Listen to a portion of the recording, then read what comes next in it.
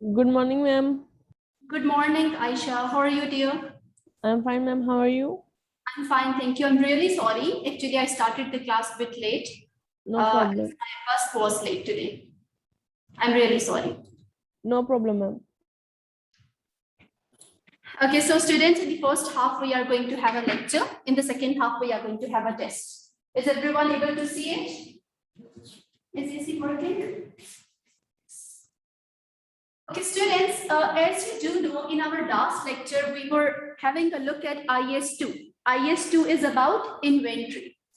IS2 is an international accounting standard which tells us about the recognition, about the accounting, and about the disclosure requirements of the inventory.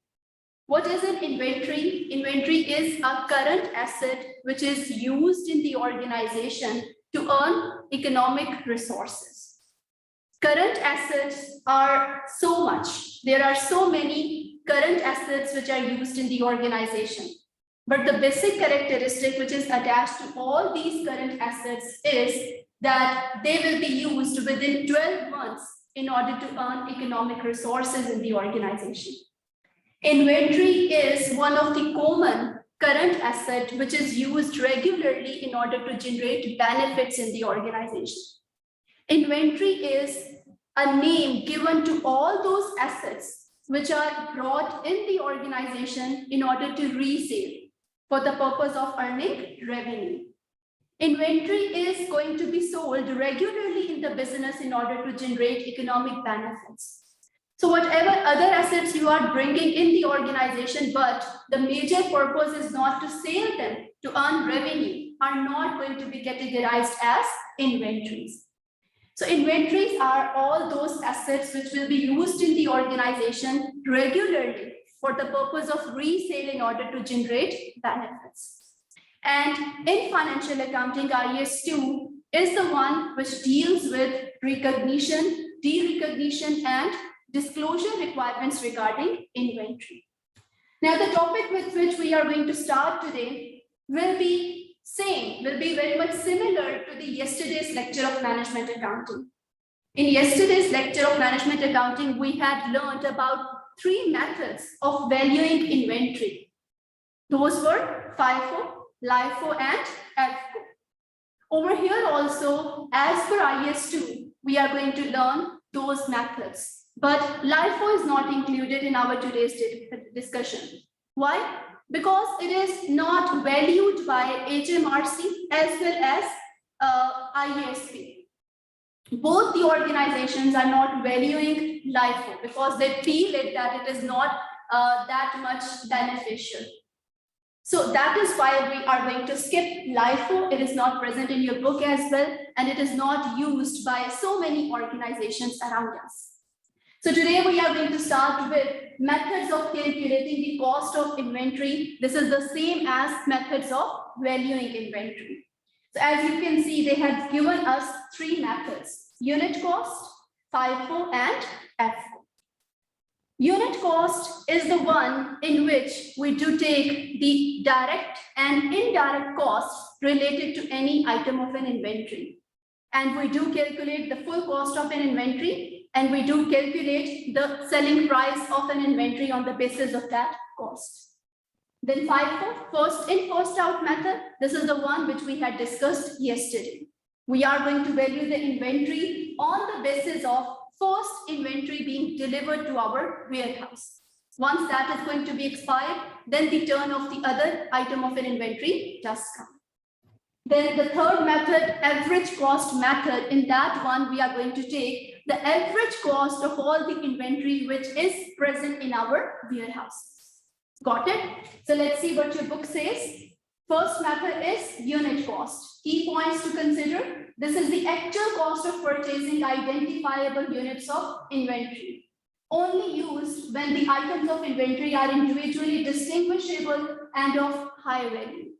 My dear students, sometimes in an organization, the inventory which is being used for the purpose of resale is distinguishable from all the other items. Every unit does have its separate significance or separate identification. Say, for example, if someone is dealing with the antique items, decorations. So these are going to be having their individual significance. When this is going to be the case, that every item of the inventory is having its separate identification and is distinguishable from the other items of the inventory, then we can go for unit cost method. Anyhow, this unit cost method can be used in other cases as well, but especially for those items of the inventory which are distinguishable from the others. This is the language of standard. IS2 tells this. Then 5, first in, first out method. For costing purposes, the first items of the inventory received are assumed to be first ones sold. So those items of the inventory which are going to be delivered in the warehouse at first are assumed to be sold at first. This is the key consideration for FIFO. And the cost of closing inventory is the cost of the most recent purchases of an inventory. So if you were required in the exam to calculate the cost of the closing inventory on the basis of FIFO, so most recent purchases which you have made in the organization, obviously from that you are going to consider the closing inventory, and that would be the cost of your closing inventory. Anyhow, I do suggest you to make proper working in order to do the exam questions. Okay. Then FCO, average cost method. Which is known as weighted average cost method also. The cost of an item of inventory is calculated by taking the average of all inventory held. The average cost can be calculated periodically or continuously. Now, my dear students, this FCO can be applied in two manners. Either weighted average cost can be calculated periodically or continuously. And this is the same as periodic stock taking and continuous stock taking. In periodic method of average cost method, what we are going to do, once all the purchases and issues are being made collectively at the end of a particular time period, we are going to calculate the average cost. And in continuous average cost method, with every purchase and every issue, we are going to calculate the average cost like we did yesterday. That was continuous average cost method being applied. So this is the minor difference among periodic and continuous method of average cost. Aisha and Rabia, are you cleared? Yes, ma'am. Okay. Now, my dear students, here is an illustration.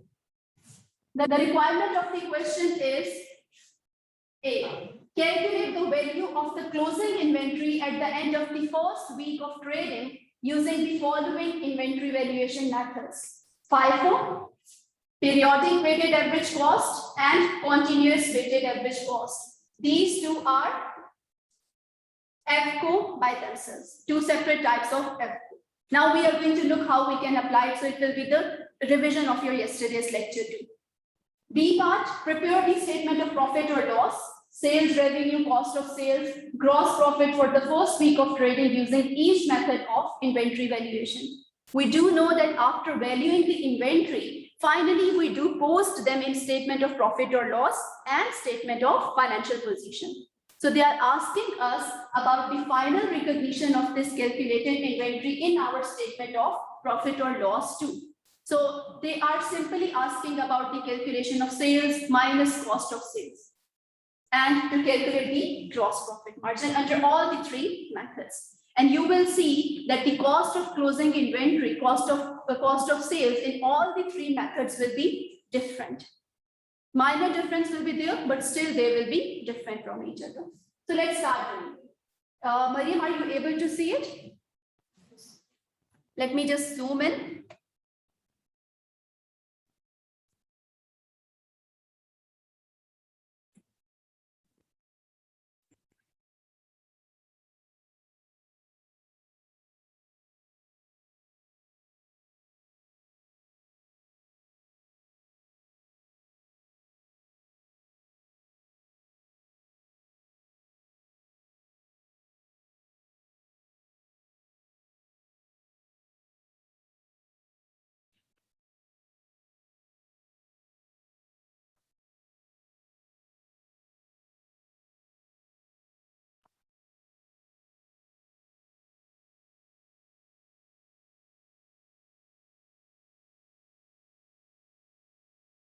I feel it's not possible. Okay. Invicta has closing inventory of 5 units at a cost of $3.5 per unit. At 31st December 2005. Students, if the year ending date has been 31st December 2005, the year starting date is very good. 1st January 2005, not 2004, because this is the year of December. So obviously the year starting date would be 1st of January 2005. During the first week of January 2006. Okay. So this 1st January, from 1st January 2006, our new year is started because they are telling us the transactions in January 2006. During the first week of January 2006, Invicta entered into the following transactions. Purchases are given to you, and in the last, sales have been given to us. So let's start doing it. First, we are going to apply FIFO. So I will be writing over there, or shall I write there? What is feasible for you? There or here? Wherever? Okay.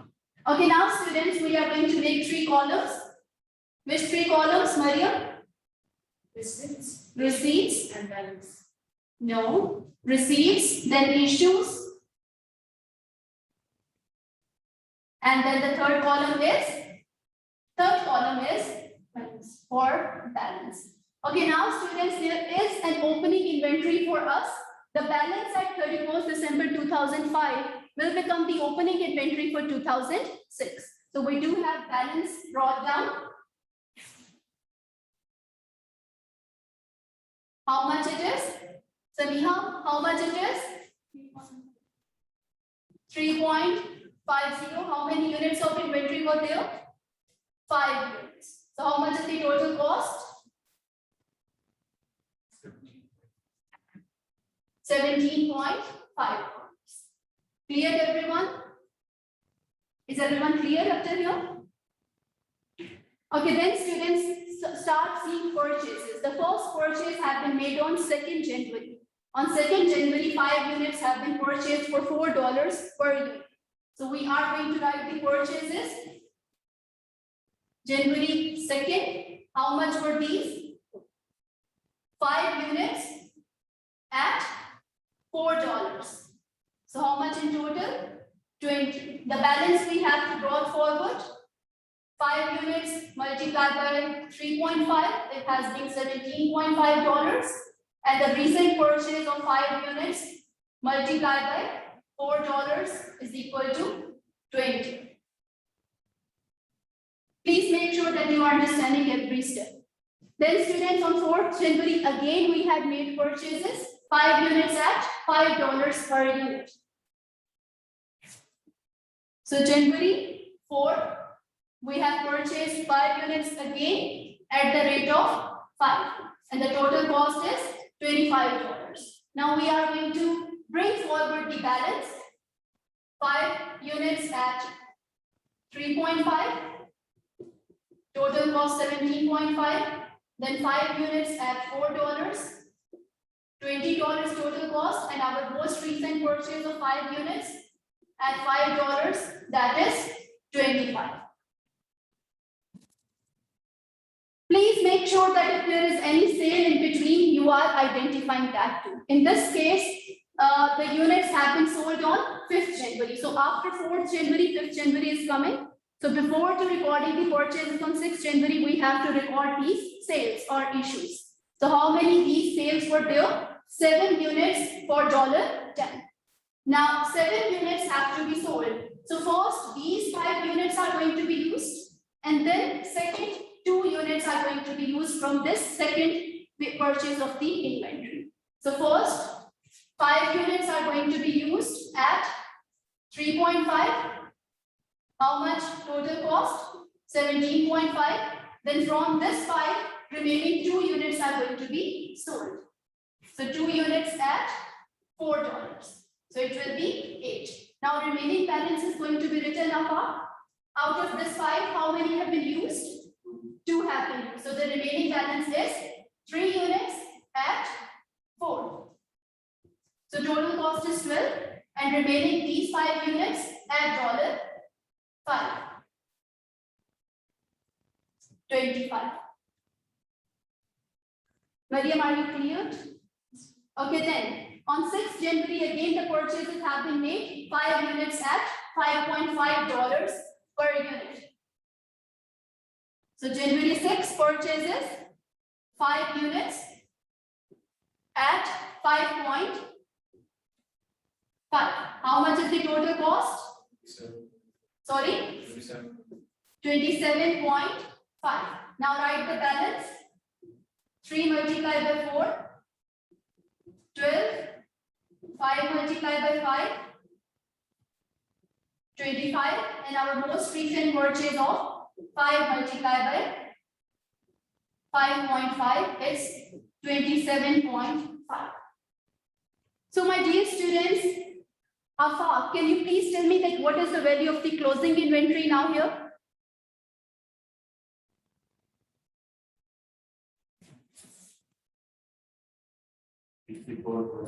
$64.5. 64.5. Let's see. 12 plus 25 plus 27.5. Very good. It's 64.5. Under 5 our total cost of closing inventory is how much of 64.5. So is it done? Calculate the value of the closing inventory at the end of the first week. So we have calculated the value of the closing inventory.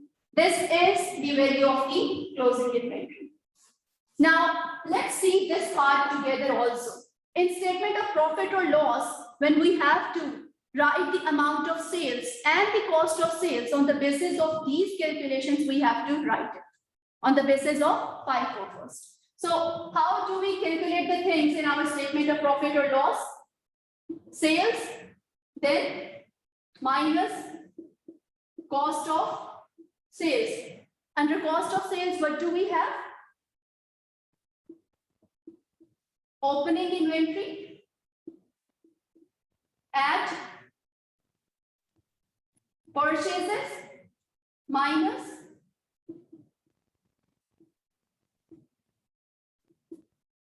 closing inventory. What is the value of opening inventory? Can anyone tell me? On the top, what was the balance of opening inventory? On the top, 17.5. So do write it here.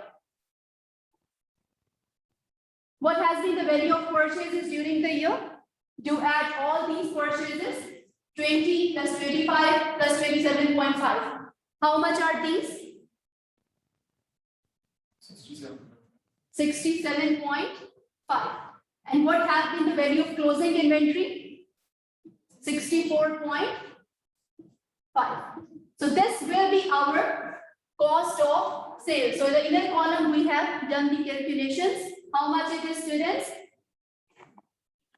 17.5 plus 67.5 minus 64.5. How much it is? Cost of sales is now 20.5. How much we have to record as sales revenue, students? How much sales happen there? In issues you can see. Students, these are the sales units. In issues, these are the sales units. How much is the total price? 17.5 plus 8. How much it is? 35.5. How many units have been sold? 25. No, but how many units have been sold? How many units have been sold? 5 plus 2. 7 units have been sold. 7 units have been sold and the sales revenue being collected is this. 17.5 plus 8. How much did you tell? 35.5. 25.5? 25.5. Okay, so deduct cost of sales. How much is the gross profit? 25.5 minus 20.5. How much is the gross profit? $5. Got it? Now, here the matching concept is also being followed. What is the matching concept? That the cost of the goods sold has to be matched with the sales revenue of the current period. How many units have been sold? 7 units have been sold. And this is the cost of sales of 7 units. How much units of the opening inventory were there? 5 units. How many units of the purchases have been there? 15. So 15 plus 5, 20. How many units of the closing inventory were there? 13. So 20 minus 13, 7. So 7 units cost of sales has been matched against the sales revenue of 7 units. So this is matching concept. That is why we do deduct closing inventory, so that we should not be stating our cost of sales. Clear? And that closing inventory will be going as an asset in our current assets in our SOP. This is how we are going to show the things in our SOPL in the first part of the SOPL. And my dear students, under this cost of sales, from the perspective of management accounting, which costs does go? Direct costs. Direct materials, direct labor, and direct expenses just go in cost of sales. After calculating gross profit, we do deduct indirect costs then to calculate the net profit for the year, in which all the salaries of the year, the commission earned, the commission paid, rent received, rent paid, all those other sources of income and all those sources of expenses which are indirect in nature are going to be calculated. So is everyone clear up till here? Mariam? Yes. Matching concept Mariam ये है कि जितनी हम लोगों ने sales एक time period में की हैं उतनी ही कॉस्ट हम लोग कंपेयर करेंगे.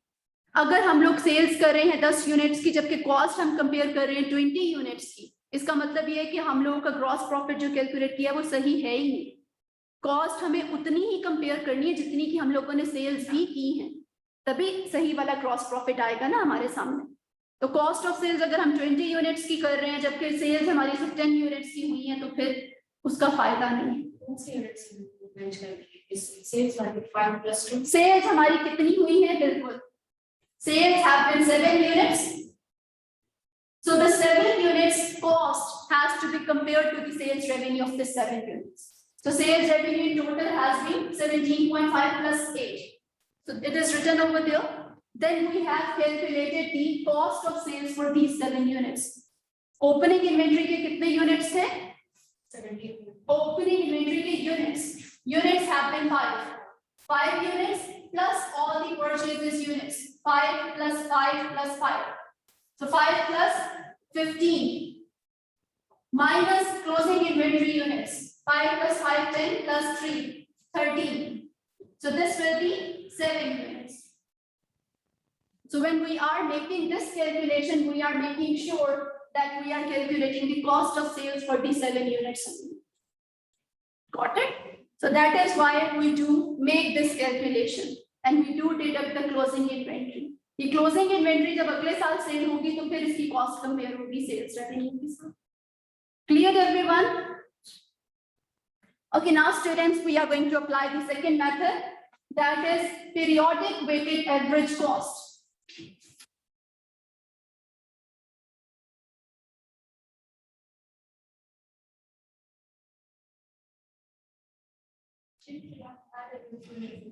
Samiha, please ask. How did we find purchases? All these are purchases. These are purchases being made. 20 plus 25. Yes, 20 plus 25 plus 27.5. 70.5. That's not. Song.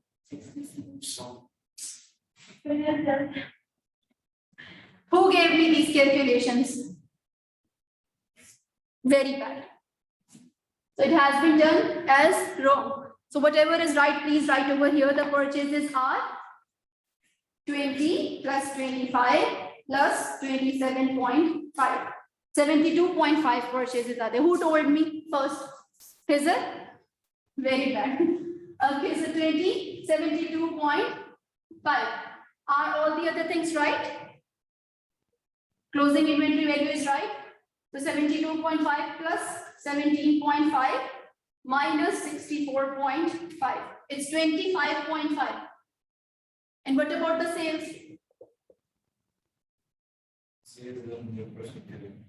Sales are correct. So there is no gross profit, no gross loss. We are having a neutral position because sales is exactly equal to the cost of sales. But this should not be the case. I'm not sure what is the mistake you have done. Anyhow, this is the process of calculating this. Is everyone clear? Now, before to applying this periodic weighted average cost, can you start doing continuous weighted average cost in the same manner like we did yesterday? Continuous weighted average cost, start doing it.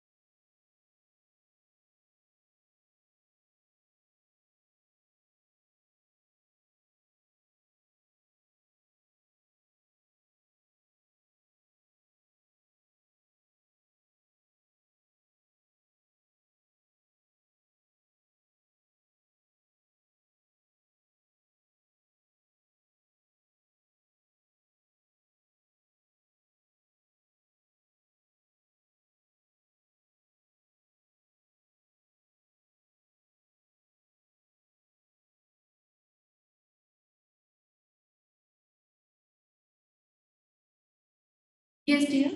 The question is yes, they sold 7 years for $10. Yes. And there we are using different cost. We are selling it for like 500, 3.5. For Because this is FIFO. This is, we have to give the cost. In the statement of profit or loss, we are going to use this for the value which we have sold. So in the statement of profit or loss, the sale price at which we have actually sold the goods are going to be used. So 7 multiplied by 10. Over there, we are doing costing only as per FIFO. Okay.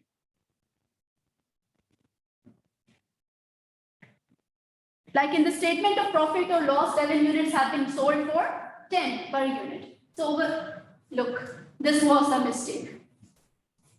So this was 7 multiplied by 10, 70. This will be used in our statement of profit or loss. Over there, we are only doing the costing. Got it?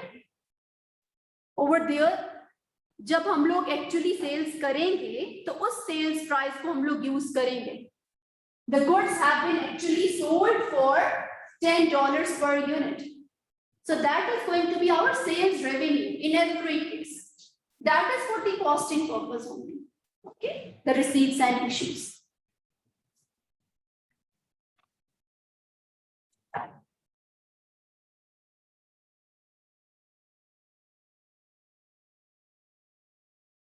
Shall we start doing EFCO? If you are not getting clear, shall we start together?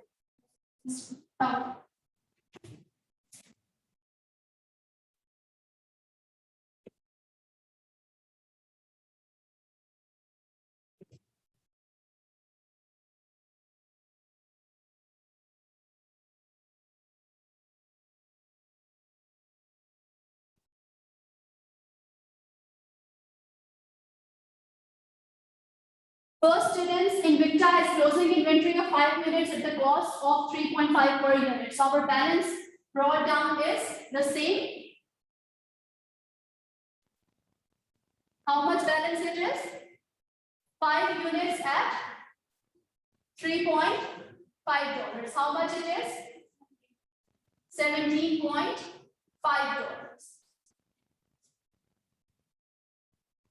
This method we are doing, okay? Sorry, this one. So now purchases have been made on 2nd January. How much purchases are there, Sameha? 5 units at $4. How much is the total price? 20. But over here in the balance column, we are going to take only one cost, that is average cost. Now, how are we going to calculate the average cost? First, add up all the units which we are going to have in inventory. 5 plus 5, 10 units. 10 units are going to be there. Now, calculate the average cost. Do add this total cost with this total cost. How much it is? $20 plus 17.5 divided by total number of units, 5 plus 5. How many total number of units are there? 10. So what is the average cost? Calculate it. Are you sure? Because again the calculations are going to be wrong then. 20 plus 17.5 divided by 10. 3.75. So it is 3.75. So 3.75 multiplied by 10. Now the total cost for 10 units is 37.5. Got it? This is how we are going to apply the average cost continuous method. Look, continuously with every add we are calculating the cost. Now on January 4, again we have purchased some units. How much are these by year? January 4?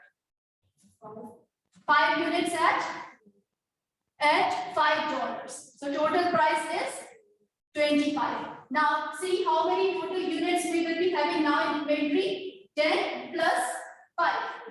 15 units, and we have to calculate the average cost. How much average cost will be there? 37.5 plus 25 divided by total number of units. So what is going to be the average cost?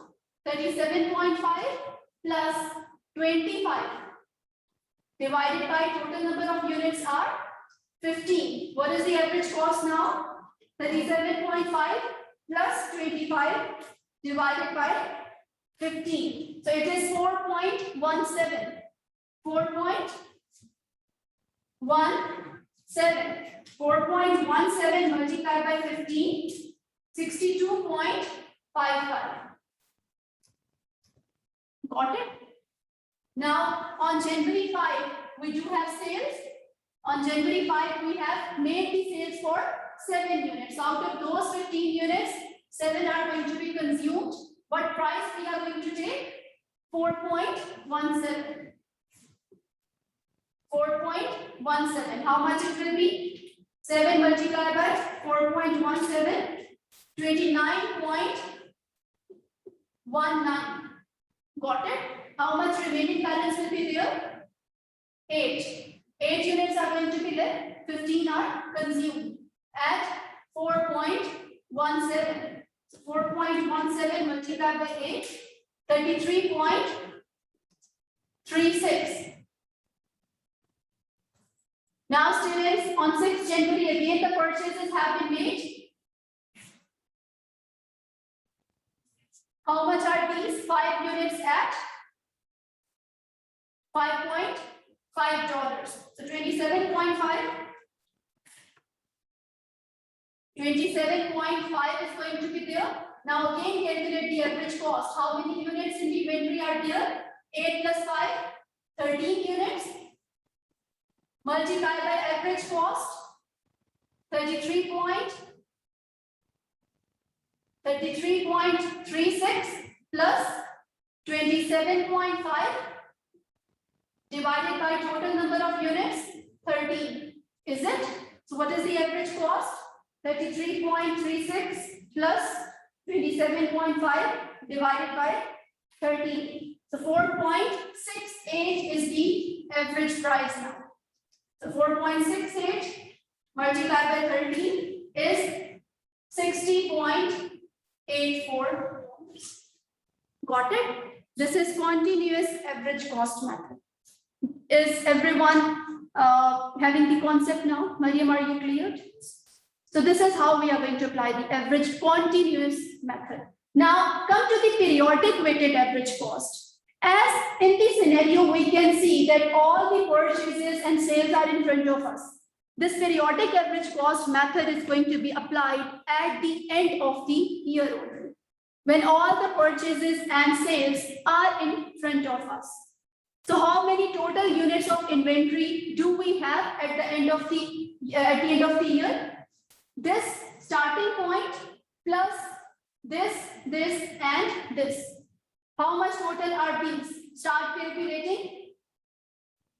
3.5 multiplied by how many units? 5 plus $4. How many units?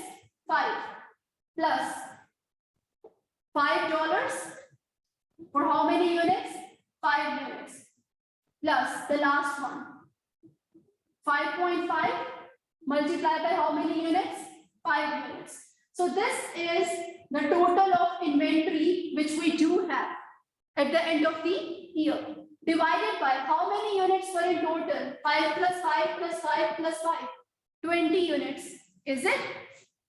20 units are in total. This will be our average cost. How much it is? Calculate. 3.5 multiplied by 5 plus 20 plus 25 plus the last one 5.5 multiplied by 5 is 27.5. So it is 90. 90 divided by 20, $4.5 per unit. This is the average cost. Now, what will be the value of closing inventory as per this? How much closing inventory units have been there? 13 units. The closing inventory cost will be $4.5 multiplied by 13 units. This will be the closing inventory. Got it? This is the value of the closing inventory as per periodic weighted average cost. As per the continuous average cost, what is the value of the closing inventory? It's 60.84. Clear, everyone? I'm looking for the last one. This 3.5 multiplied by 5. Which one? This one? No, the last one. This one? This one is periodic weighted average cost. In order to calculate the periodic weighted average cost, we do this at the end of the year. This one is the one we did previously. No, that is the second part. That is statement of profit or loss. How are we going to take the things in the statement of profit or loss as per FIFO we did? Okay, now start doing for periodic weighted average cost and continuous weighted average cost. Do this working of statement of profit or loss for periodic weighted average cost and continuous weighted average cost. For continuous weighted average cost, that is the working. For periodic, this is the working. Start making for both.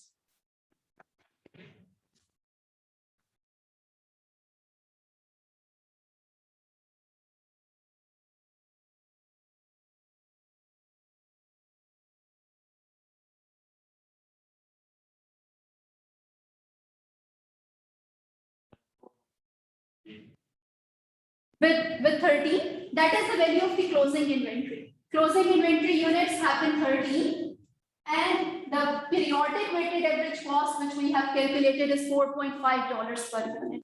So that is the value of the closing inventory as per periodic weighted average cost. Once we have to calculate this, then after that, we will. No. That is continuous weighted average cost. Then how will we get this 13? This 13, these 13 are the closing inventory units. What are closing inventory units? Opening inventory plus purchases made during the year less sales will be the closing inventory if you are rearranging that formula. Okay, so that will be the closing inventory. So calculate it. Opening inventory units have been 5, purchases have been 15, and sales during the year were 7. So closing inventory is 13. If you want to calculate sales, just rearrange the formula. So units are something different, and cost which we are giving to them is something different. Okay. So these are the 13 closing inventory units. This 13 you will be getting in FIFO, whatever method you are using. The closing units are going to remain the same. Okay.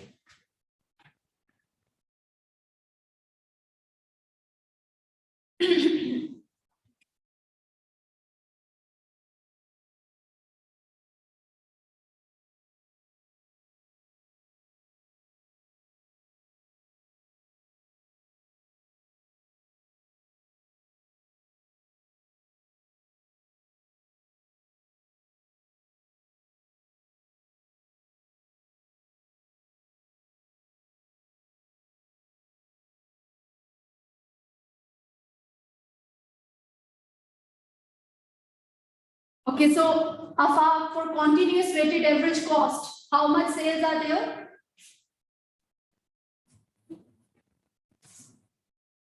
How many units have been sold? 7 units. What is the sale price? $10. So sales have been 7. What is the opening inventory for continuous weighted average cost? Focus on this one. What is the opening inventory for this continuous weighted average cost? 70. How many number of units of opening inventory? 5. These are going to remain the same, whatever methods we are using. Okay. So 5. What is the price for this? 3.5. How much total cost? 17.5. How many purchases have been made? 7. 7 units have been purchased. 15 units. 5 plus 5 plus 5. 15 units have been purchased. And what will be the total price? You can add all these. So how much it is? 72 point. This is also going to remain the same in all the methods. The amount at which we have purchased is going to remain the same. The only figure which is going to change is closing inventory. Closing inventory for continuous weighted average cost is 7 units have been remaining, 13 units. 13 units have been remaining. Sales units are 7. So under periodic weighted average cost, what we are going to give the price as 4.5. But in continuous weighted average cost, what is the price? 4.68. How much in total? 60.84. So what is the cost of sales? 17.5 plus 72.5 minus 60.84. How much it is? 17.5 plus 72.5 minus 60.84. 29.1. 16. What is the answer? Gross profit is 40.84. This is for continuous weighted average cost. Clear? Now come to the last one, that is periodic weighted average cost. All the other things are going to remain the same, only this amount of closing inventory is going to differ. Closing inventory units were how much? 13 units, but the price which we are going to give them are 4.5. How much it is? 58.5. What is the value of cost of sales then? 31.5. So how much is the gross profit? 38.5. 38.5 is the gross profit. So whatever method you are using, the other things are going to remain the same, but only the value of the closing inventory is going to differ. Clear, everyone? So what is the difference between the periodic and continuous? That is continuous. Difference is always going to arise in the price of closing inventory. Okay. The rest remaining will be. The rest in the statement of profit or loss are going to remain the same. Okay. If the scenario is the same one. So for continuous weighted average cost, we have to make that working because continuously with every purchase and issue, we are adjusting the price. In periodic weighted average cost, we do not need to do that working because we are not updating the weighted average cost with every purchase and issue. That is why collectively at the end of the year, we do see that in opening inventory, how many purchases have been made. We are going to divide them by total units which are present in the warehouse, and we are going to calculate the average cost. And that one will be used in order to calculate the closing inventory in our statement of profit or loss. Clear? So now this one is the working for B part. Do not confuse it. Okay, we have changed it. Cleared, everyone? Samiha, are you cleared now? Sure. Just do the working for 3 to 4 times and then you will be cleared about the ideas. Okay, my online students, are you cleared? Students, when you are going to go home, you have to practice understanding number 9 and 10. Okay, regarding this concept. These are the same. Okay, now students, whenever we are valuing the inventory, it is going to impact our financial statements as well. How is it going to impact? Let's see. If the inventory is overvalued, what is going to be the effect when the inventory is overvalued? Inventory is just for 10,000, but we are valuing the inventory as 20,000. When we are going to do this thing, the assets are going to be overstated. Am I right? If the inventory is just for only $10,000, but we had valued it as $20,000, it means that now our total assets in our SOFP are going to be overstated. Overstated means that more than their actual value we are showing them in our financial statements. Our assets are going to be overstated. On the other hand, if our closing inventory is overvalued, it means that our cost of sales is going to be understated. Because closing inventory figure has to be deducted from our cost of sales. When it is going to be deducted from our cost of sales with higher value, our cost of sales is going to become lesser. Our gross profit is going to be overstated and our cost of sales is going to be understated. This is the effect when the inventory is overvalued. What your book says, if the inventory is overvalued, then the assets are overstated in SOFP. Profit is overstated in the statement of profit or loss as cost of sales is too low. Getting it? जब हम लोग अपनी inventory को over value कर देते हैं, उतनी उसकी वैल्यू नहीं, उससे ज्यादा हम उसे शो कर रहे हैं, इसका मतलब ये है कि हमारी स्टेटमेंट ऑफ फाइनेंशियल पोजीशन के अंदर एसेट्स ओवरस्टेट होते हैं। स्टेटमेंट ऑफ फाइनेंशियल पोजीशन में कौन सी इन्वेंट्री लेके जाते हैं? Closing inventory, that is statement of profit और loss. Statement of financial position के अंदर हम लोग क्लोजिंग इन्वेंट्री लेके जाते हैं। Closing inventory is our asset. जब हम लोग इन्वेंट्री को ओवर वैल्यू कर देते हैं तो हमारे एसेट्स ओवरस्टेट हो जाएंगे। उसी क्लोजिंग इन्वेंट्री ने कॉस्ट ऑफ सेल्स में से डिडक्ट होना होता है। जब वो ओवर वैल्यूड है और वो कॉस्ट ऑफ सेल्स के अंदर से डिडक्ट होगी तो कॉस्ट ऑफ सेल्स हमारी कम हो जाएंगी। ऐसा ही है ना, कॉस्ट ऑफ सेल्स हमारी कम शो होगी और कॉस्ट ऑफ सेल्स अगर कम है तो ग्रॉस प्रॉफिट हमारा ज्यादा हो जाएगा, क्योंकि सेल्स में से कॉस्ट ऑफ सेल्स डिडक्ट होनी होती है। अगर हमारी जो क्लोजिंग इन्वेंट्री है वो ज्यादा है तो कॉस्ट ऑफ सेल्स हम लोगों की जो कि है वो कम है, तो ग्रॉस प्रॉफिट हमारा ओवरस्टेट हो जाएगा। Got it? So whenever we are overvaluing our inventory, our assets in our statement of financial position are going to be overstated. Our profit in our statement of profit or loss is also going to be overstated because our cost of sales is now understated. Got it? Our cost of sales is very low because we are deducting more amount from our cost of sales as closing inventory. Got it? And the opposite is going to affect if the inventory is overvalued, if the inventory is undervalued. If inventory is going to be undervalued, then our assets in our SOFP are going to be understated and our gross profit is also going to be understated. Got it? So opposite effect is going to be there. Maryam, उसके बरक्स अगर हम लोगों की inventory अगर understated है, undervalued है, इसका मतलब ये है कि हमारे एसेट्स एसओएफपी के अंदर भी अंडरस्टेटेड हो जाएंगे और हमारा ग्रॉस प्रॉफिट एसओपीएल के अंदर अंडरस्टेट हो जाएगा। बिल्कुल opposite effect. So this is what they are telling. If inventory is overvalued, then assets are overstated in SOFP, profit is overstated in SOPL. If inventory is undervalued, then assets are understated in SOFP, profit is understated in SOPL as cost of sales is too high. Cleared? Now, students, you have to practice on daily basis in order to be cleared about the concept, because I can understand that these concepts are very new for you. So try to give yourself a little bit time, try to write the things as per your mind and consider that why these statements are contrary to your thinking. Okay? Why your thinking is not matching with these concepts. Try to find that, okay?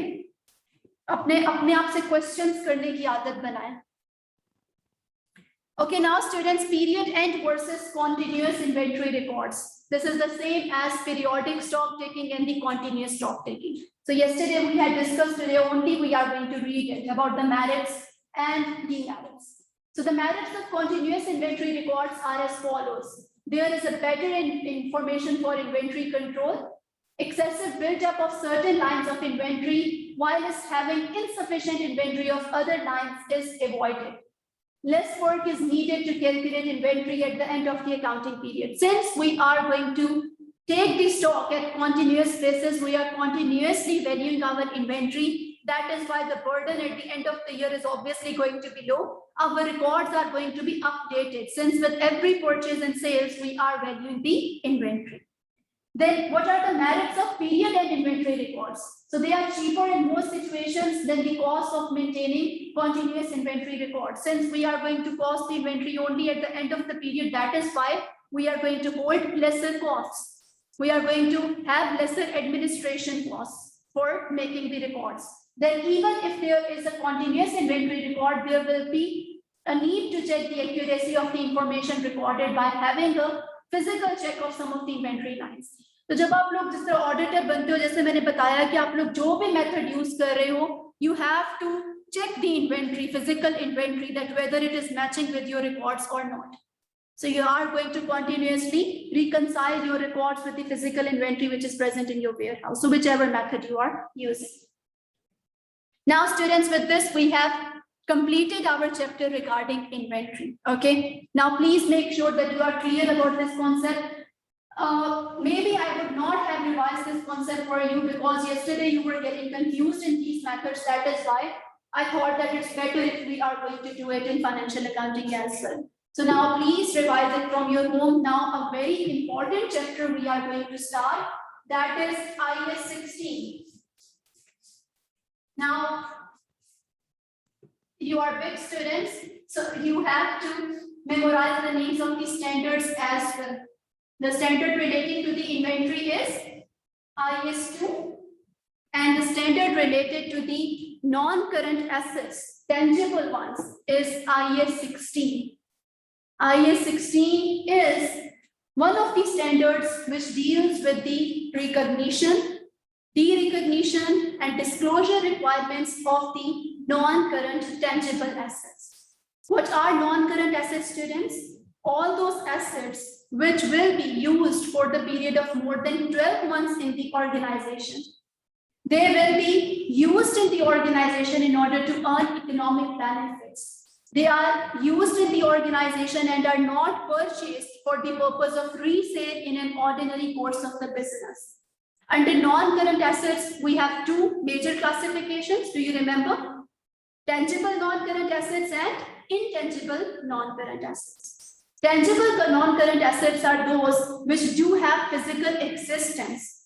Those assets which can be seen and touched are known as tangible non-current assets. IS16 deals with the recognition and derecognition of tangible non-current assets. On the other hand, we have intangible non-current assets also. Intangible non-current assets are those which do not have any physical existence. They cannot be seen or touched. Say, for example, any kind of contracts, any kind of rights, any kind of patents, copyrights, etc. are intangible non-current assets. IS38 deals with intangible non-current assets. Both of these standards are included in our syllabus. First, we are going to deal with IS16, and then we are going to deal with IS38. So IS16 is property, plant, and equipment. The name of the standard is property, plant, and equipment. This standard is very much significant, not only for this paper of FA, but again in F7. In your financial reporting paper, this is again going to be considered. In your P2, your advanced financial reporting, again it is going to be considered. Then if you are pursuing the career in financial accounting, again it is going to be considered again and again. So in so many papers, this is going to be repeated. IS16, tangible non-current assets, that is property, plant, and equipment. So in this chapter, we have two chapters regarding IS16. In this chapter, we are going to learn about non-current assets, acquisition and depreciation. Two concepts of acquisition and depreciation we are going to consider in this chapter, okay? In the next chapter, we are going to learn about disposal and revaluation of non-current assets. Okay, now, what is the meaning of acquisition, students? Purchasing, acquiring, okay? Incurring a cost in order to purchase a non-current asset is known as acquisition. Depreciation, what is the meaning of depreciation? The dictionary meaning is wear and tear in the value of an asset. But in IS16, it has a separate meaning. We are going to discuss that.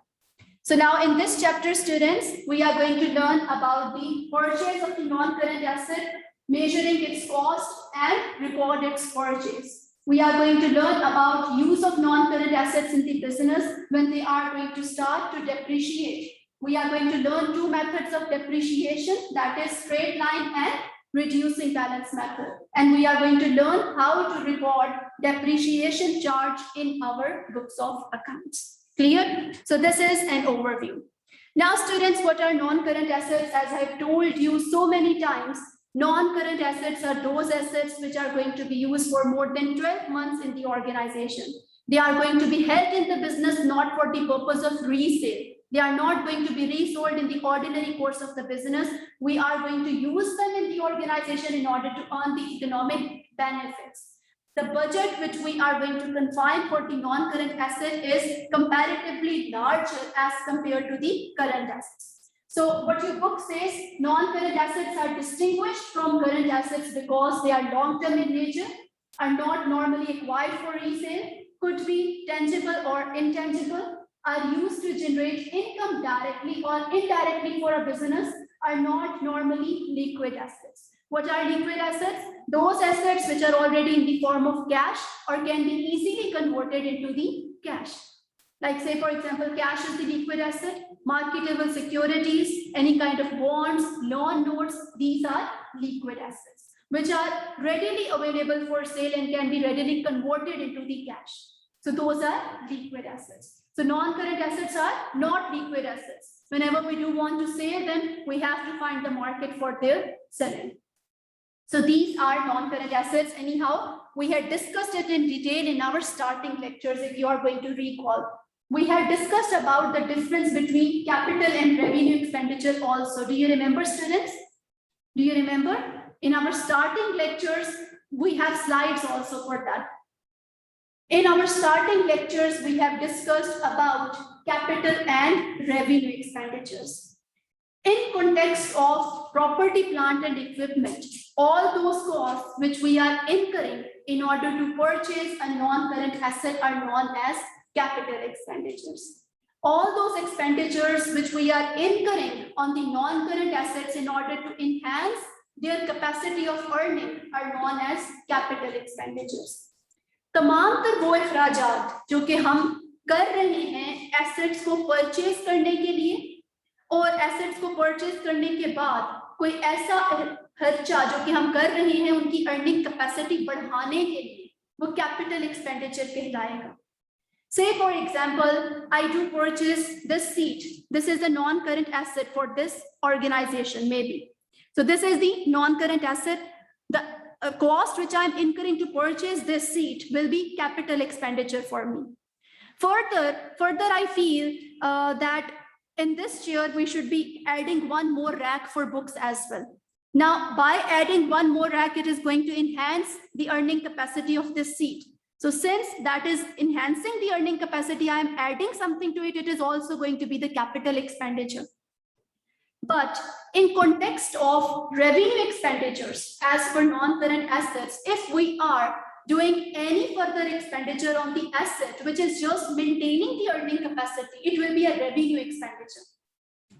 Say, for example, to this seat, I have purchased it, it was a capital expenditure. I added an extra rack, it was a capital expenditure. But I feel that the paint is becoming very dull. I am going to repaint it. By repainting it, I'm just maintaining the earning capacity of the seat. I'm not enhancing it. I'm not improving it. That is why it will be known as a revenue expenditure. ठीक है? एक ये building है, मरियम, इसके अंदर अगर मैं एक और कमरा रीबिल्ड कर देती हूँ, इसलिए कि भाई और स्टूडेंट्स आएंगे, अर्निंग कैपेसिटी बढ़ जाएगी, तो वो कैपिटल एक्सपेंडिचर है. जबकि मैं इस बिल्डिंग को रीपेंट करती हूँ कि बच्चे आते हैं, अच्छा नहीं लगता, बिल्डिंग का कलर अच्छा नहीं है, रीपेंट करती हूँ, इससे बढ़ेगी नहीं अर्निंग कैपेसिटी बल्कि मेंटेन रहेगी. तो ये रेवेन्यू एक्सपेंडिचर है. Now, why is it important to distinguish between capital and revenue expenditure? Because capital expenditures goes in SOFP, statement of financial position ultimately, and revenue expenditure do go in statement of profit or loss. Do you remember the discussion of assets and expenses? 5 elements of financial accounting are there. Over there are assets and expenses also. Expenses, the word expenses is for revenue expenditure. The word asset is for capital expenditure. That is why it is important to distinguish among these two. So all those expenditures which we are doing in order to purchase, in order to acquire a non-current asset, in order to improve the earning capacity of an asset are known as capital expenditures. On the other hand, all those expenditures which we are doing in order to maintain the earning capacity of the non-current asset are known as revenue expenditures. Clear? Now, students, non-current asset register. This is a very an important question, you can say, an important topic from the perspective of exam, but sometimes in the multiple choice question they do ask. What is a non-current asset register? Non-current asset register is an ordinary kind of a register in which we do write all the assets which are held by the organization, which are present in the organization. In multinational concerns, there are so many assets, so many non-current assets. So it's mandatory to prepare a record of those assets in order to bring a control that how many assets are there in the organization, at which places they are held, at which time they were being purchased, at which time they were being disposed of, what is the total depreciation of those assets.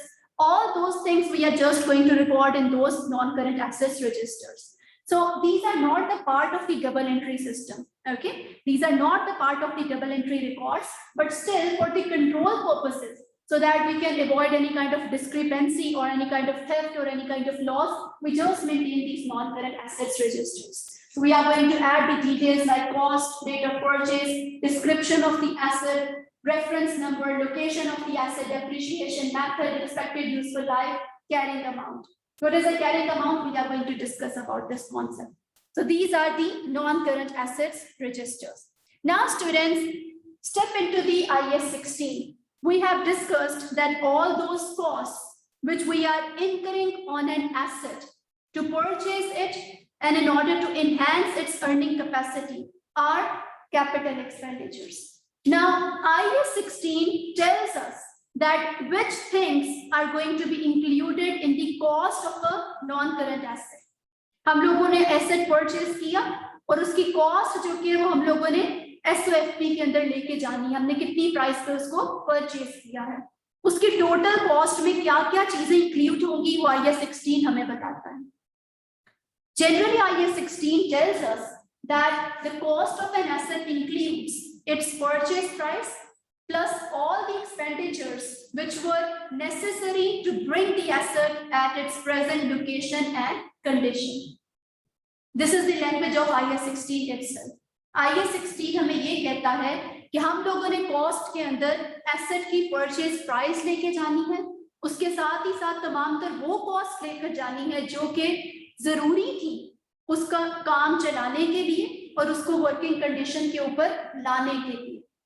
Say for example, when we do purchase an asset, the purchase price which we are going to pay to the vendor is going to be included in the cost, plus delivery cost of the asset from the warehouse of the vendor to our premises. That delivery cost, transportation cost is also going to be included, plus any further expenditures which we are doing on the asset to improve its working capacity are also going to be included in its cost, and we are going to take it to the SOFP.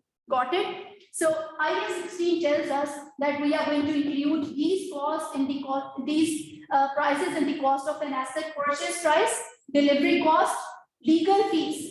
Say for example, sometimes the lawyers are also included, or sometimes the contracts are also included in order to purchase the non-current asset.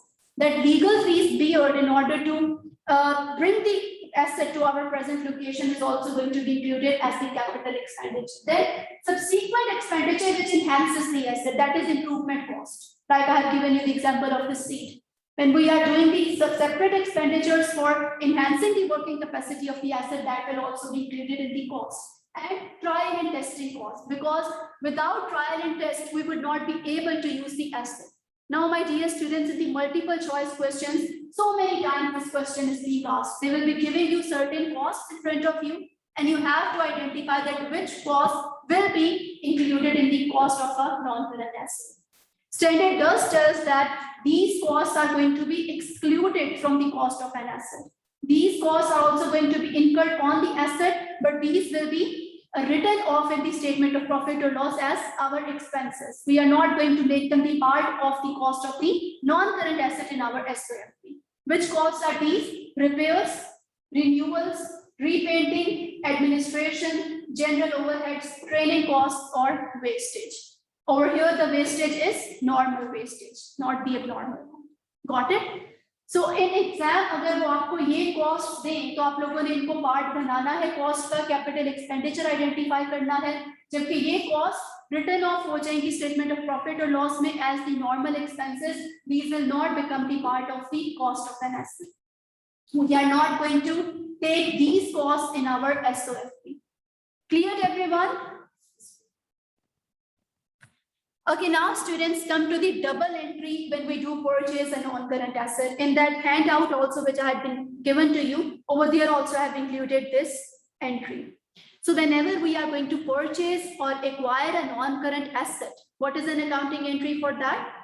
Asset is increasing in the organization, so we are going to debit non-current asset account.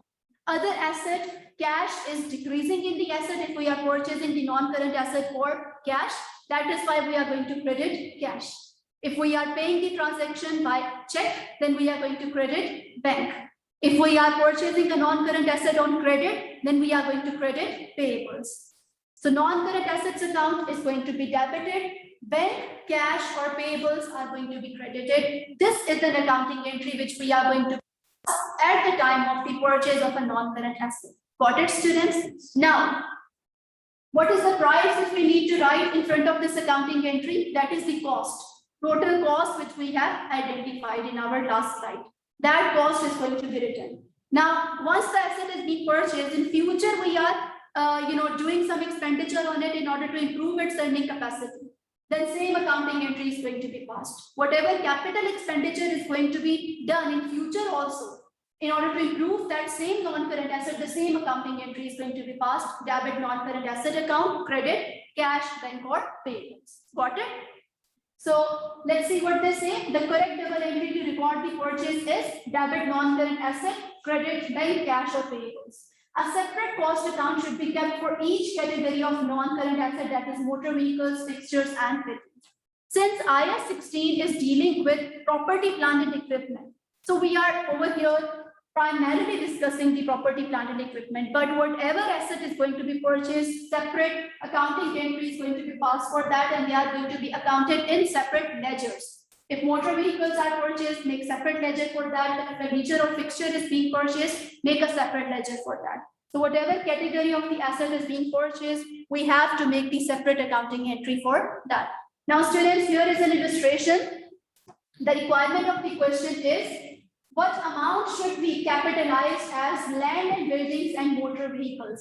So two important assets they have given to us, land and buildings and motor vehicles, and they are asking that what amount should be capitalized for both of these assets. They have given you some costs in front of you. You have to establish that which total cost will be given to land and buildings and which total cost to motor vehicles. Start doing it, students. Do it by yourself.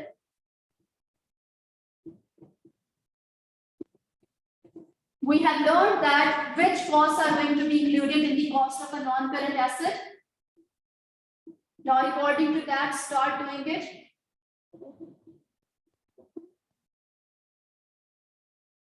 Bilbo Baggins started a business providing limousine taxi services on 1st January 2005. In year to 31st December, he incurred the following costs. Office premises. My dear students, our office premises costs are going to be included in the cost. Is this a capital expenditure? Why? Office premises have been purchased, the main building is being purchased, and you are not going to include it in the cost. It is going to be included in land and buildings. 250,000 is going to be included. Then legal fee associated with purchase of an office. Legal fee, as we have seen in the particular definition, it is also going to be included. 10,000. Then cost of materials and labors to paint office in Bilbo's favorite color purple. Is it a capital expenditure? No. It is just because of his wish. It is not enhancing or improving the working capacity. So this 300 is not going to be included. Then Mercedes E-Series, wow, E-Series estate cars. Is it going to be included? Yes. Yes. 116,000 in motor vehicles. Okay, then number plates for the cars. Yes. Is it going to be included? Why? Why do you think it is going to be included? It is necessary. Without it, the car is not going to be used. The number plates for the cars, 200 then is going to be included. Delivery charge for the cars, this is also going to be included. Then road license fee for cars? No. Because it is going to expire, it is frequent. Again and again it is going to happen, it is revenue expenditure. So it is not going to be included. Driver wages for first year of the operations? No. Because this is again frequent, again and again it is going to happen. Blank taxi receipts printed with Bilbo's Baggins, business name and number? Receipts. Not going to be included. Because the blank taxi receipts printed with Bilbo, once they are going to expire, they are going to be reprinted again, frequent expenditure. So it is also not going to be included. So what total cost of land and buildings? 260,000. Over here, how much? Yes, students, calculate. 116, the option is 116,390. Which option is the correct one? Option A is the correct. Clear? So like this, the illustration can be given to you in the exam also.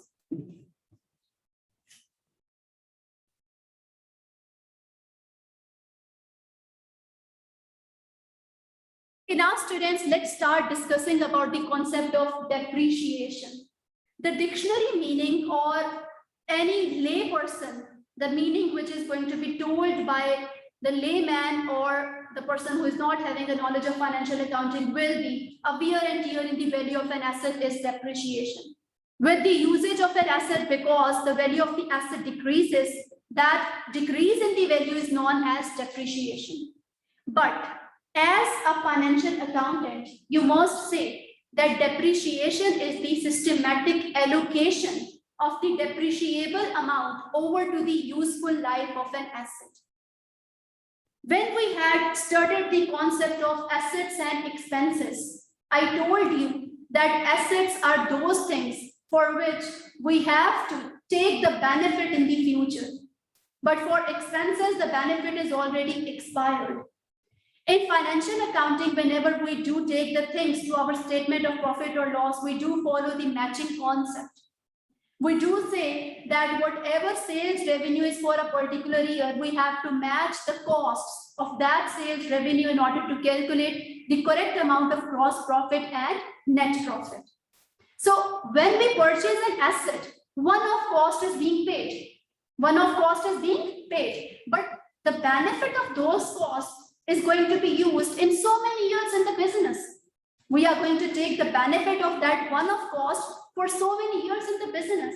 So every year, the benefit out of the total value of an asset which we have taken will be taken as a depreciation in our SOPL. Got it? The expired benefit of the asset which we have taken will be taken to the statement of profit or loss. Every year, the benefit out of the total cost of an asset which we have taken will be taken to our SOPL as per the matching concept. Getting my point? जब हम लोग asset purchase करते हैं, से for example हमने asset purchase कर लिया $10,000 का, ये कॉस्ट हम लोग ले गए स्टेटमेंट ऑफ फाइनेंशियल पोजीशन के अंदर, लेकिन इसका एसेट का बेनिफिट हमने मे बी अगले 5 साल तक लेना है. We have to take the benefit of this cost which we have spent for further 5 years. So as per the matching concept, we have to compare the cost with the sales revenue generated. Say for example, in year 1, by using this asset, we have made a sales revenue of $2,000. But obviously, because we have used this asset, so certain benefit out of this total cost is being taken. So that amount, that depreciation has to be deducted as the benefit taken out of that asset. So maybe out of this value, we have taken a benefit of 500 in the first year. So our gross profit, net profit will be how much? $1,500. So depreciation is the systematic allocation of the depreciable amount over to the useful life of an asset. What is the depreciable amount? What is the carrying value? All these concepts we are going to discuss. But the particular point behind depreciation is that the expired benefit of the total value of an asset is going to be taken to the statement of profit or loss. Okay. Now, what your book says, IAS 16 property, plant and equipment defines depreciation as the systematic allocation of the depreciable amount of an asset over its useful life. The 3 important terms are given to us by IAS 16. The first is systematic allocation. We are not going to calculate depreciation by our wish. There is a systematic allocation of depreciation. We do use 2 methods in order to calculate this depreciation, that is straight line method and reducing balance method. And these are given to us by IAS 16. By using these 2 methods, any of these methods, we are going to calculate the depreciation. And in that case, we are going to call it as a systematic allocation now. Systematic allocation of which thing? Depreciable amount. What is a depreciable amount? That is cost minus residual value of an asset.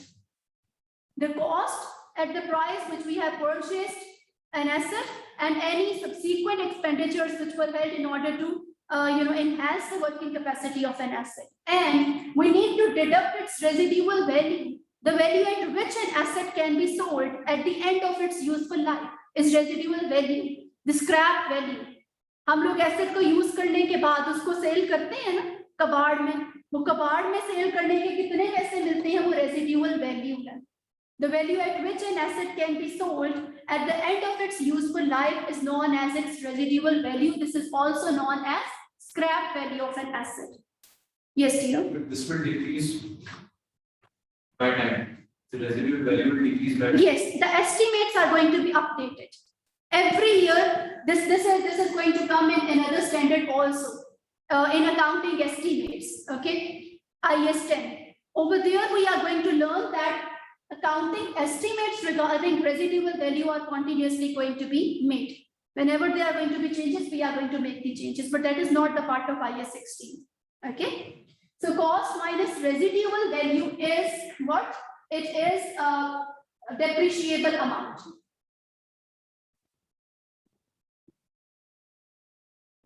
This depreciable amount has to be allocated over to the useful life of an asset.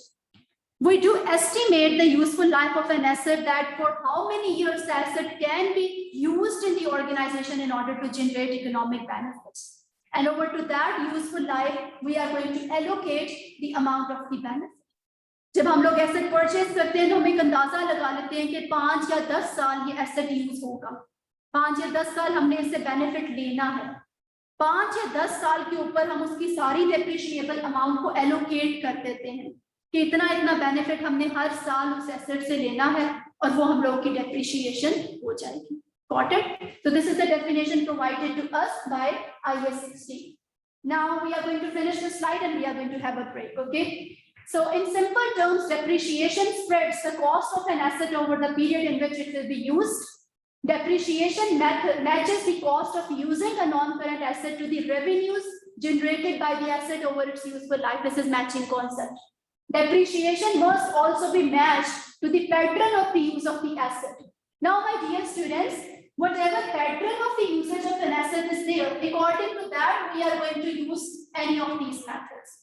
But we are going to discuss it later. According to IS 16, the estimated useful life of the items of property, plant, and equipment must be regularly reviewed. This is your point, is it?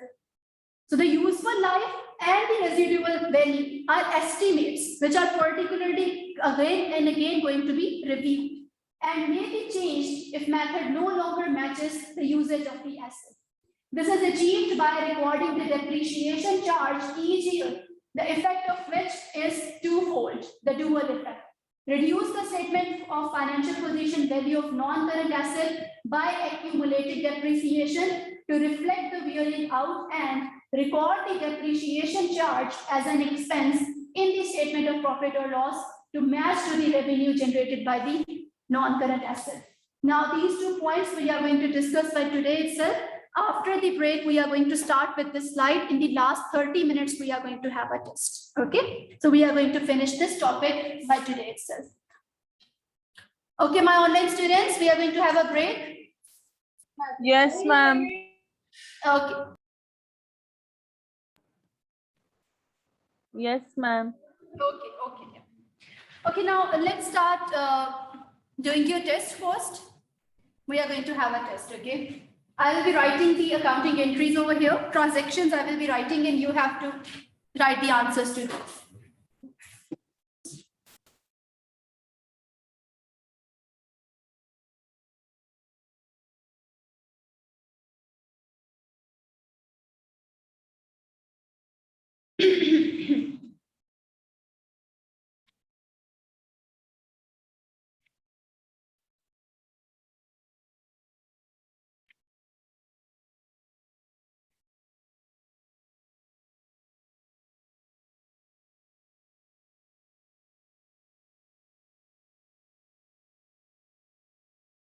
Aisha and Amna, I will be reading out the inventories, accounting entries, transactions, and you have to pass the accounting entries for that.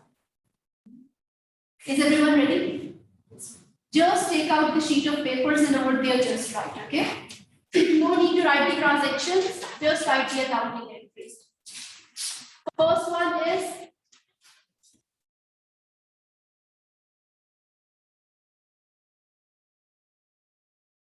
commenced business with cash. Yes, dear. You want us to write the No need to write the transaction, just write the accounting. Give the numbers. Second one, motor car bought for cash.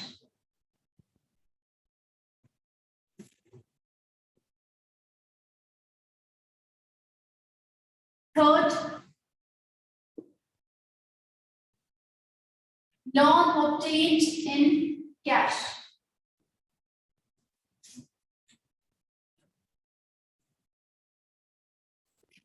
Fourth,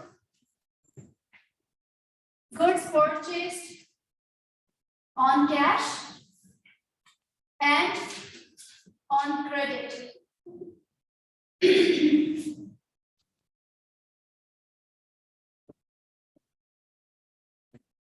Fifth, goods sold for cash and on credit.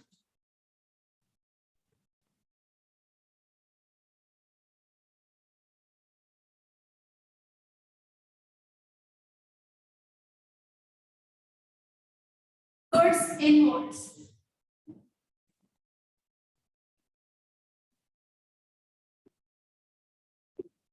Goods outwards.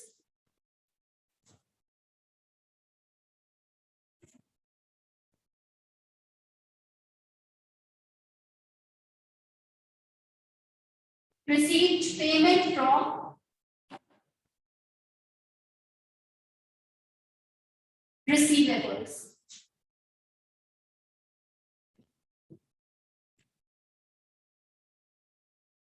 Paid payables by check.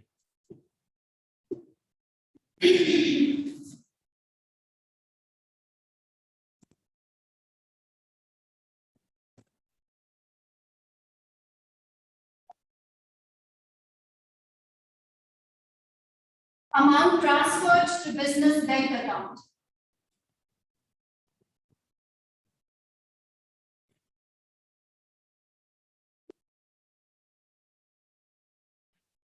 Do write the narration as well, students. Are you writing narration? Okay then.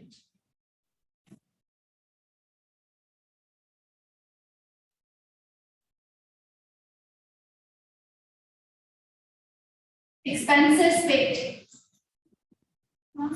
Yes, dear. Fourth one, goods purchased on cash and on credit. And on credit. Both separate transactions, separate account.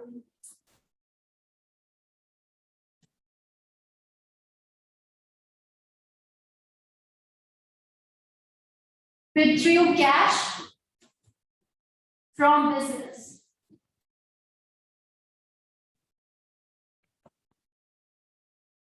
Withdrew goods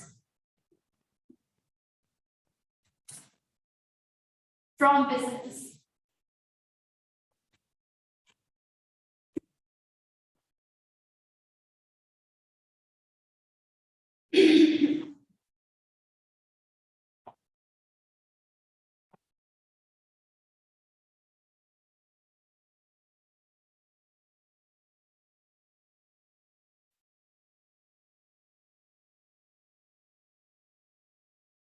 Output tax.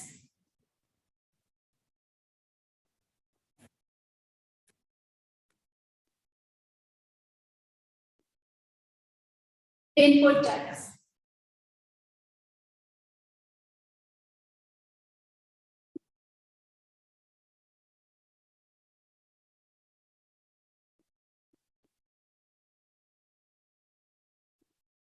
Returned goods to suppliers.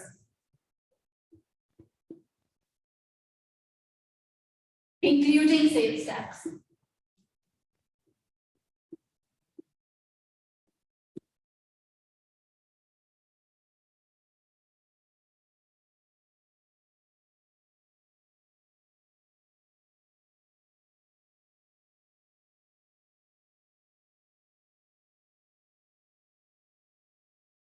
Goods returned by customer.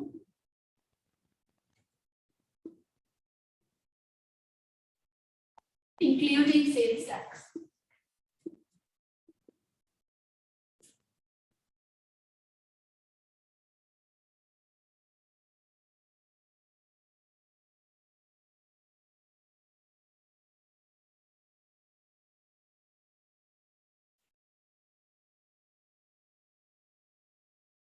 Check received, dishonored.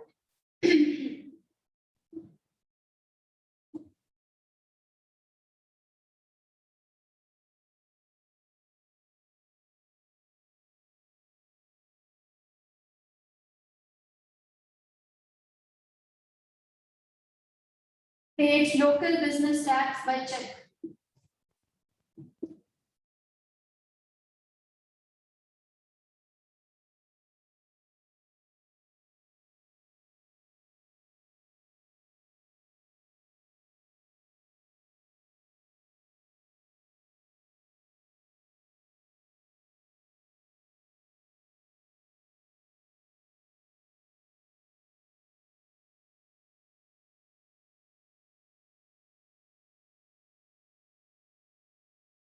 Trade discount received.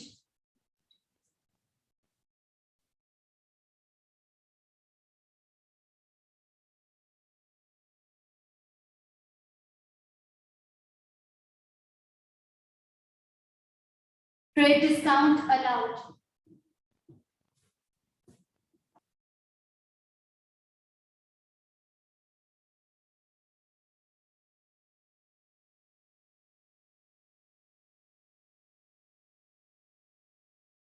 Cash discount received.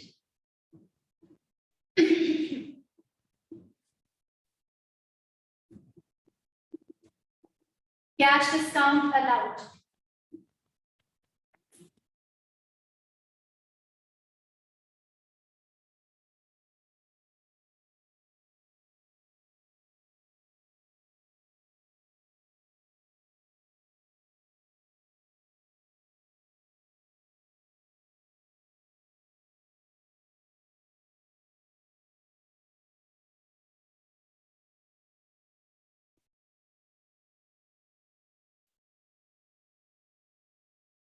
Accrued expense.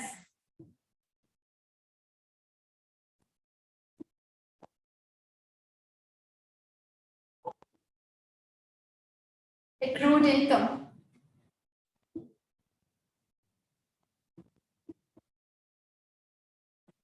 Prepaid expense.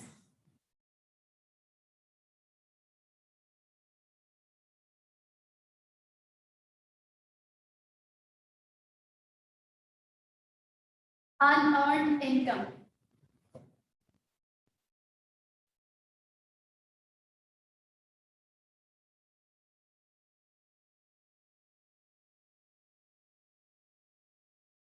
Okay, so this is all.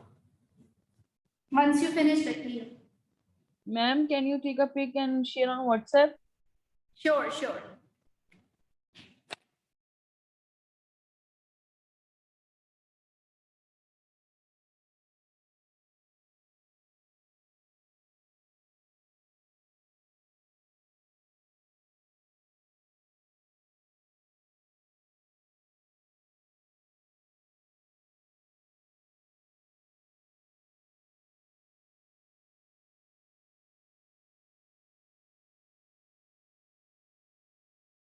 Rate is not mentioned whether we have received revenue cash or check.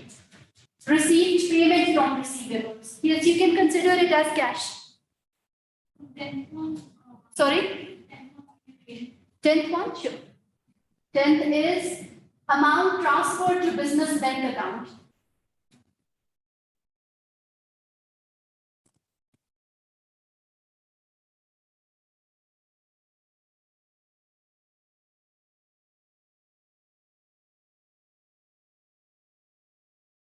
6 and 7 inputs, inwards, outwards. Goods outwards. This inwards means purchase, outwards means sale. Test. That is why I have written inwards and outwards. That you should think.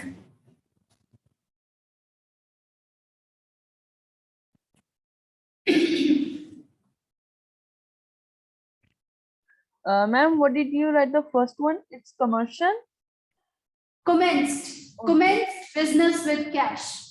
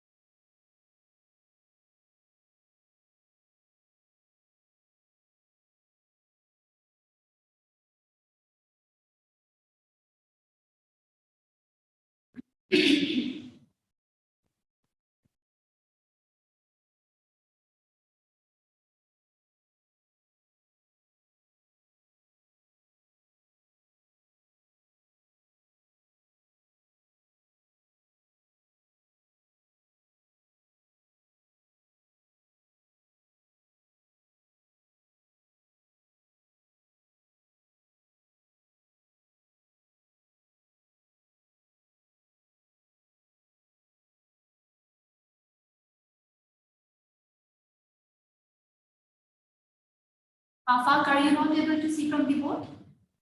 Yes. Okay.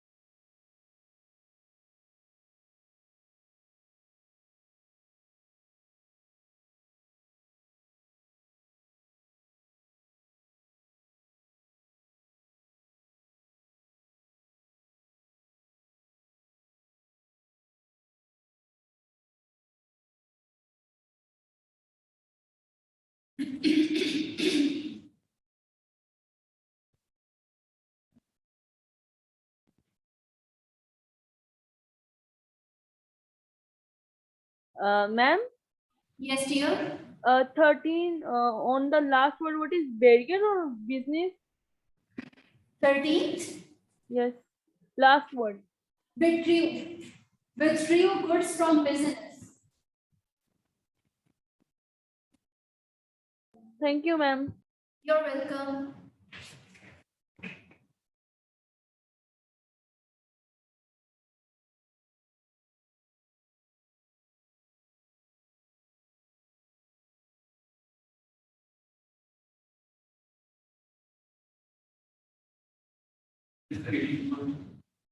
Check received dishonored. Whenever the check is going to be dishonored, what accounting entry will be there? When we do not have enough balance in our account, the check is returned. It's bounced. Bouncing of it. Dishonored.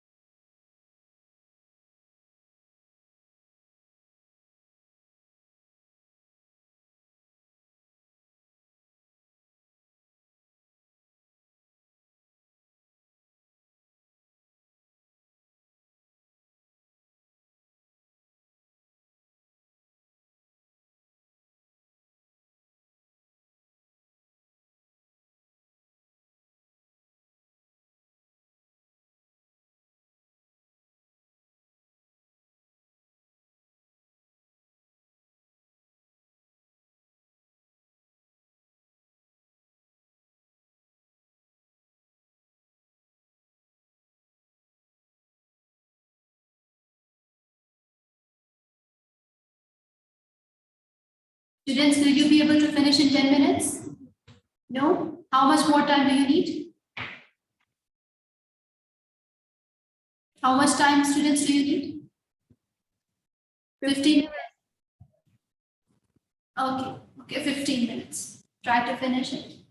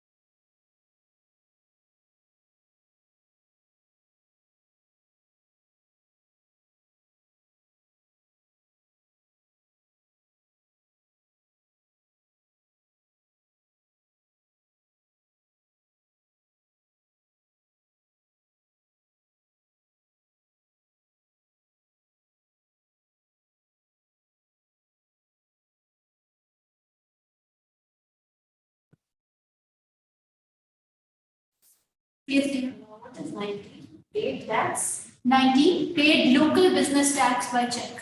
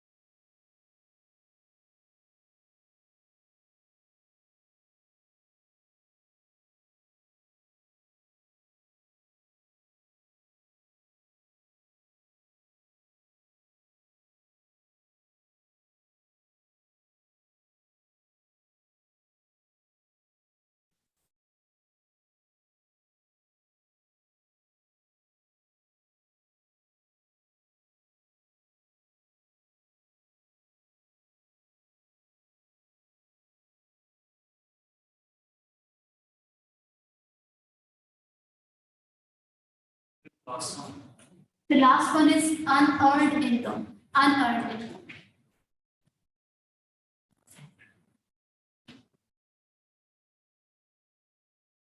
Ma'am, can you read 24?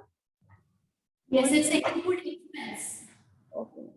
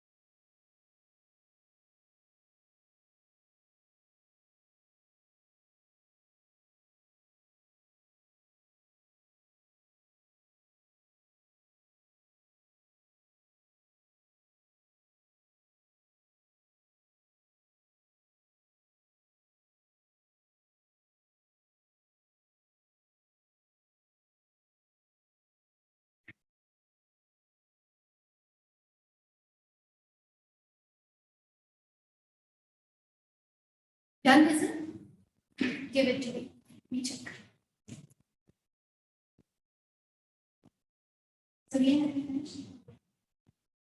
Do you want to recheck? I'll give it. Oh.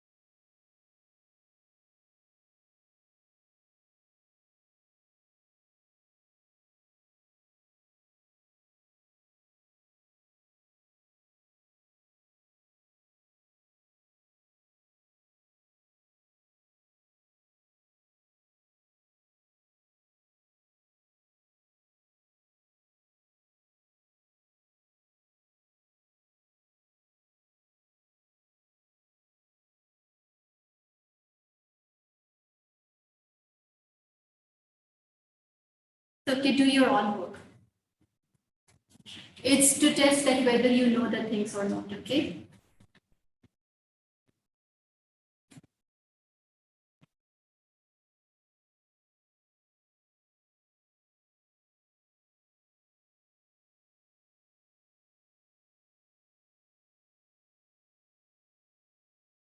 Ma'am, we have to email you, right? Sorry? Email you. Yes, please send me on my email ID.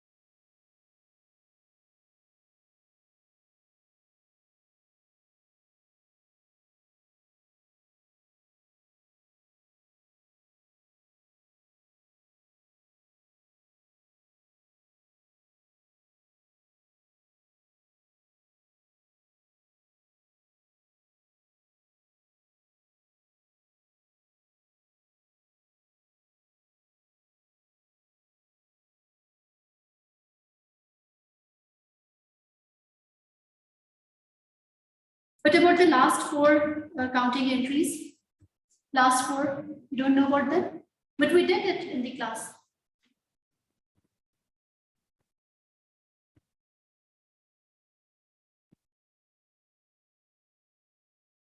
That there are mistakes. You did not prepare for the test? No? Why? Why are you not studying, dear? Are you planning to study towards the end? It will be difficult. In the class, you are very intelligent. I feel that you can gain very good marks. But you have not prepared the last test and this test as well.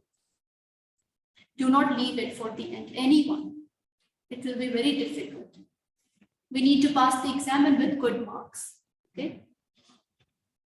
You can pass the exam, so the progress which you have shown in this test as well. As per that, I can say that you can pass the exam, inshallah.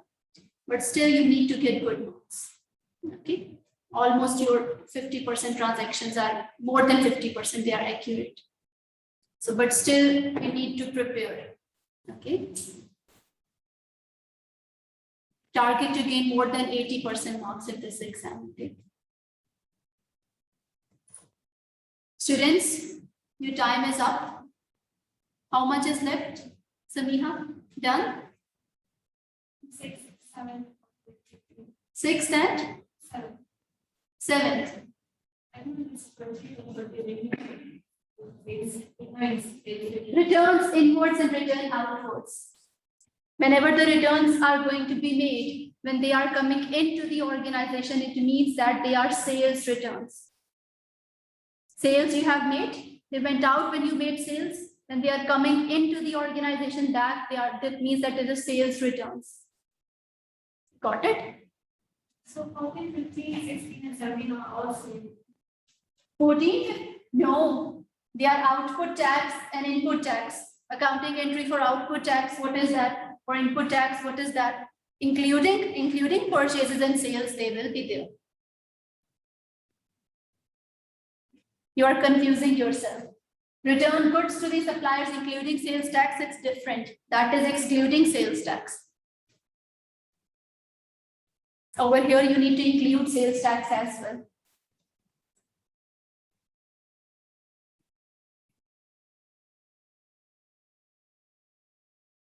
Question is whether it is a return or disposition.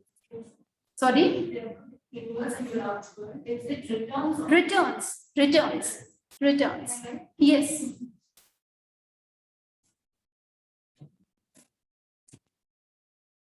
Here you need to send me the yesterday's, day before yesterday's paper as well. You send me only one. If you do have the hard copy for that group, give it to me. For day before yesterday's test, BT.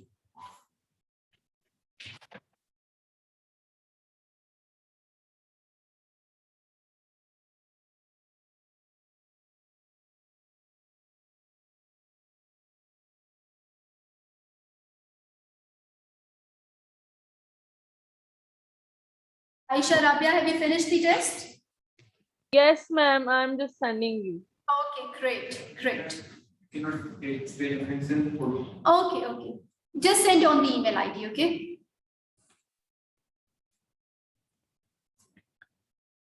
Now, students, we have the test of management accounting. Management accounting test on Monday. F2. Chapter number 1 to chapter 6. This is our test, management accounting test, okay? Samiha finished? Okay. So, Samiha, did you prepare for the test? And you are getting confused now. What about you, Afaq? Sorry? Why?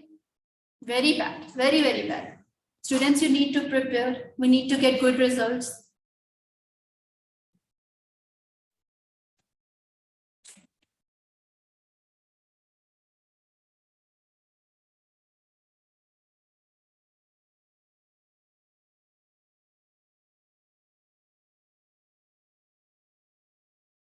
Mariam, how many are left? 2 are left? Okay. Not getting it. Try to think once more. Take your time. It's okay. You're getting it. Give one more chance to yourself. Do you want? No. No? Confused. Okay.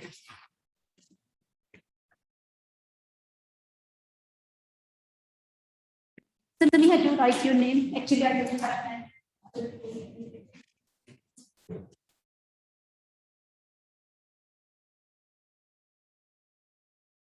You can start preparing now. Otherwise, time will be lost. In the last month of January, We will be able to do the mock exams only when you have finished your exam kit and everything about, everything from your book and your revision kit you have completed. Otherwise, there is no use to do those extra mock exams. Okay. So try to be prepared from exam kit and from study text to everything from both of these books, so that in January we can do the mock exams only. If you would not be clear about the concept in January itself, then how are we going to cover? It will be very difficult then for us. Okay. And have you started group study or something like that? Have you? Confine 1 or 2 days. Do go for group study. It will be beneficial, I feel.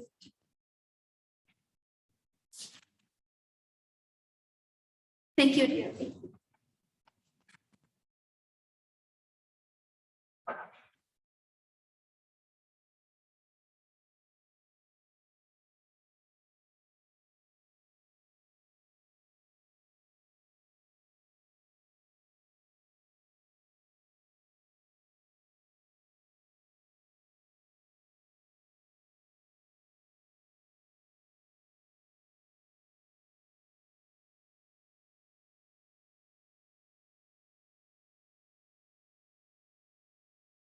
Mariam, have you finished?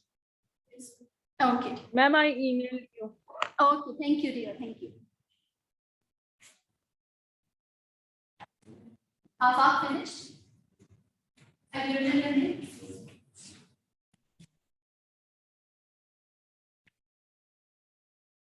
Writing of my students is very nice. For all the students, except Samiha's writing is good.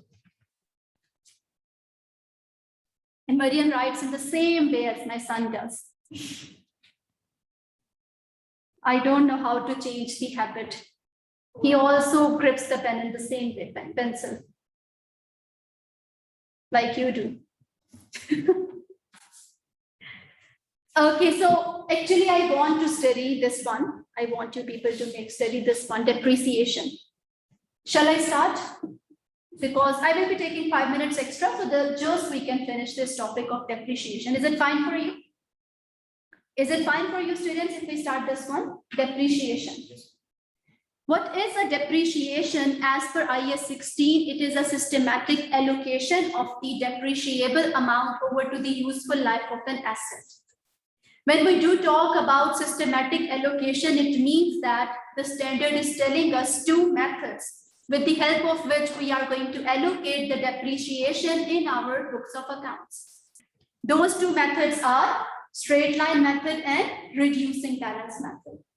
These 2 methods are given to us by International Accounting Standard number 16 in order to calculate depreciation in our books of accounts. IS 16 also tells us that we need to adopt the method of calculating depreciation as per the usage of an asset. As per the usage pattern of an asset, we are going to allocate the depreciation to it. Straight line method tells us that the same amount of depreciation is going to be charged to an asset over to its useful life. The same amount of depreciation is going to be charged in every year up till the end of the useful life of an asset. Mariam, leave it here, put it aside, try to understand this. When we are using straight line method, the same amount of the depreciation is going to be charged over to the useful life of an asset. So in straight line, same amount of depreciation is going to be charged. How are we going to calculate the depreciation in straight line basis? The cost is going to be multiplied with percentage of depreciation. In the exam, they are going to ask you that you have to apply the straight line method, and they will be giving you some data from which you have to calculate the depreciation. You are going to apply the percentage of depreciation on cost. And every year, that same amount which will be coming in first year is going to be charged up till the end of the useful life of an asset. Or on the other hand, if they are not giving you the percentage and you have to calculate the depreciation, then they will be giving you certain amounts. Cost they will be giving you, residual value they will be giving you, and estimated useful life of an asset they will be giving you. And this formula is going to be used in order to calculate the amount of depreciation. That is cost minus residual value divided by estimated useful life of an asset. And this amount of depreciation is going to be charged every year up till the end of the useful life of an asset, the same amount. This method of depreciation is suitable for those assets which are going to be used in the same quantity every year. The same type of benefit they are giving up to the end of the useful life of things. For example, building, land and building. The same amount of benefit will be taken every year from the land and buildings. But if you talk about any technological item, say for example, machinery, computers, motor vehicles, in earlier years, they will be giving you higher benefit. With the passage of time, when they are becoming obsolete or outdated, or they are becoming older, they will be giving you lesser benefits. So the usage pattern is not going to remain the same. In the earlier years, they are giving the business a high benefit. In the later years, they are giving you the less benefit. So for those assets, instead of using straight line method of depreciation, we will be using reducing balance method. How are we going to calculate the reducing balance method? Every year, on the carrying value of an asset, we have to multiply the percentage of depreciation. So instead of multiplying the percentage of depreciation over to the cost, in reducing balance method, we are going to apply this percentage on carrying value of an asset. Now, what is a carrying value? Carrying value is cost minus accumulated depreciation. What is an accumulated depreciation? It is the sum of all the depreciations which are taken up to the date. Every year we are going to take the depreciation, and that depreciation will be going into a pool. That pool of depreciation is known as an accumulated depreciation. So every year we are going to see the carrying value of an asset, that is from the cost, we are going to deduct all of the depreciations which we have taken up to the date, and we are going to reach at the carrying value. At that carrying value, we have to apply the percentage of the depreciation. Students, every year the carrying value is going to become lesser. Am I right? The more the depreciation is going to be taken, the lesser will be the carrying value. And when on the carrying value, we are going to apply the percentage of depreciation, it will be lesser. Every year, the amount of depreciation will become lesser, which will tell us that in the initial years of the asset, we are taking higher advantage, but in the later years, we are taking lesser advantage out of it. So according to the usage pattern, we are going to apply the depreciation on the assets. Either we can go for straight line method, or we can go for reducing balance method. So please write it if you do want. How are we going to calculate the depreciation on the basis of straight line? On the cost, percentage can be applied, or with the help of this formula, the depreciation is going to be calculated. Cost minus residual value divided by estimated useful life.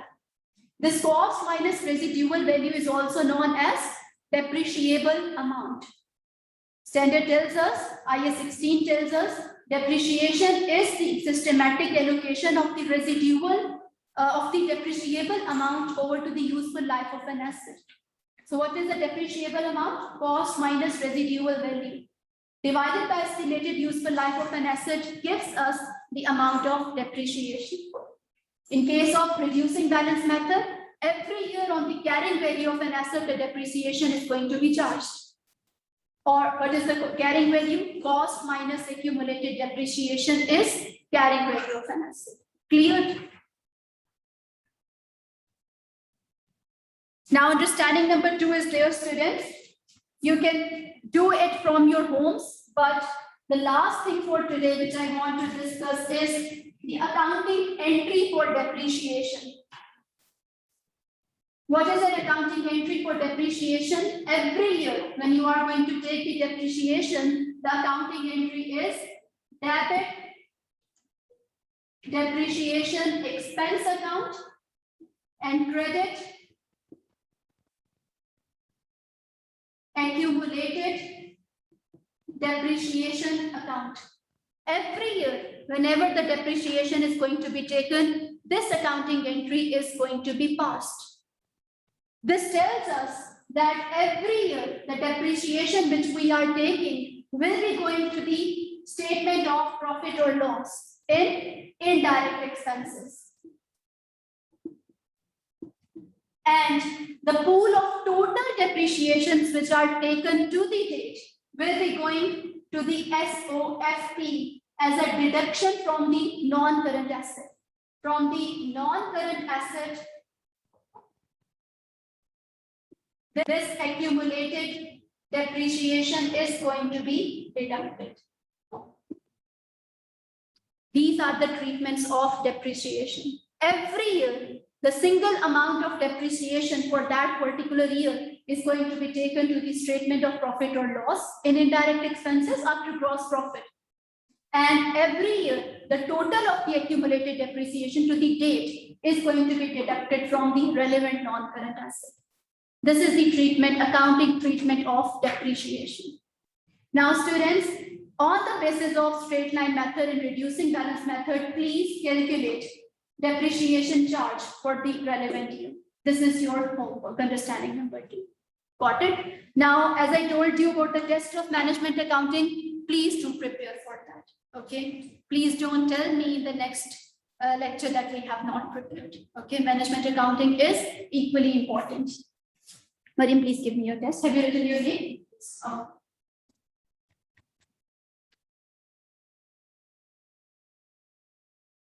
Aisha, Rabia, are you cleared? Yes, ma'am. Understanding number 2, please finish it as your homework. Okay, ma'am. Thank you.